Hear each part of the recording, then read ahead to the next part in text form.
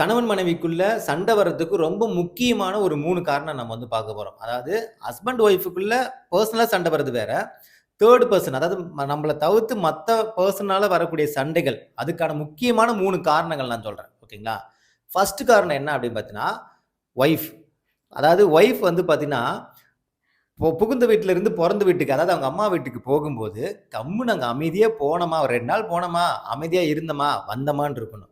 அங்க போயிட்டு அ நம்ப இங்க மாமியார் வீட்ல நடந்தது எல்லாத்தையும் போயிட்டு அம்மா கிட்ட போய் சொல்றதோ, இந்த அந்த அந்த மாமி அப்படி பண்ணாங்க, இப்படி பண்ணாங்க. மாமனார் அப்படி பண்ணாங்க, நாத்தனார் அப்படி பண்ணாங்க அப்படின்ட்டு நீங்க அங்க சொல்லும்போது, அம்மாக்கள் என்னது கேட்பாங்க. 4 சஜஷன் சொல்லுவாங்க. ஆமாமா அவங்கலாம் அப்படிதான். நான் மண்டபத்திலேயே பார்த்தேன், கல்யாணத்திலேயே பார்த்தேன், அங்க பார்த்தேன், இங்க பார்த்தேன்ட்டு ஏத்தி விடுவாங்க.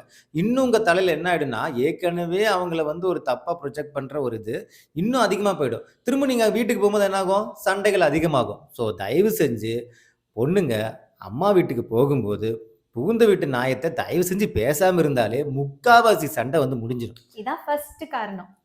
2வது காரணம் என்ன அப்படின்னு பார்த்தீங்கன்னா, நானு.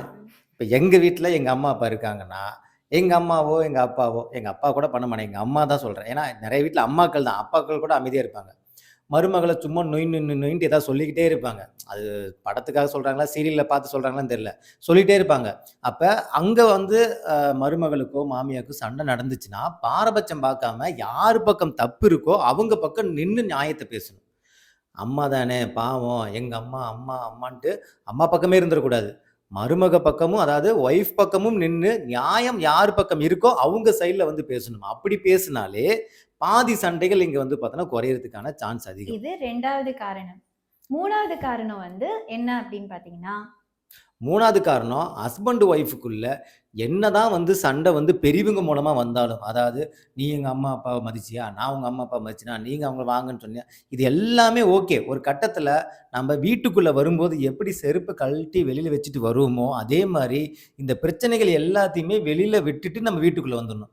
இங்க வந்துட்டு அதே விஷயத்த பேசி நம்ம என்ன பண்ணிக்க கூடாது, சண்டை போட்டுக்க கூடாது. பேசினாலே சண்டை வந்துரும். அத பேசவே கூடாதுங்கிறேன். இங்க உள்ள வரும்போது, ஆமா, நான் உங்க அம்மாவையும், அப்பாவையும் நான் அக்செப்ட் பண்ணிக்கணும். என்ன குறையோடு இருந்தாலும் நான் அக்செப்ட் பண்ணிக்கணும். யாருக்காக? இவங்களுக்காக. இவங்க எங்க அம்மா, அப்பாவ அக்செப்ட் பண்ணிக்கணும். யாருக்காக? எனக்காக என்ன குறைகள் இருந்தாலுமே. இந்த 2 விஷயத்த நீங்க வந்து கரெக்ட்டா ஃபாலோ பண்ணி பாருங்க. உங்க ஜென்மத்துக்கு உங்களுக்குள்ள வந்து பார்த்தீங்கன்னா, சண்டை வரவே வராது. ஸோ இதான் முக்கியமான 3 காரணம் வந்து கணவன் மனைவிக்குள்ள வரக்கூடிய சண்டைக்கான காரணங்கள். சரிங்களா? அடுத்த வீடியோல சந்திக்கலாம். Thank you. நன்றி.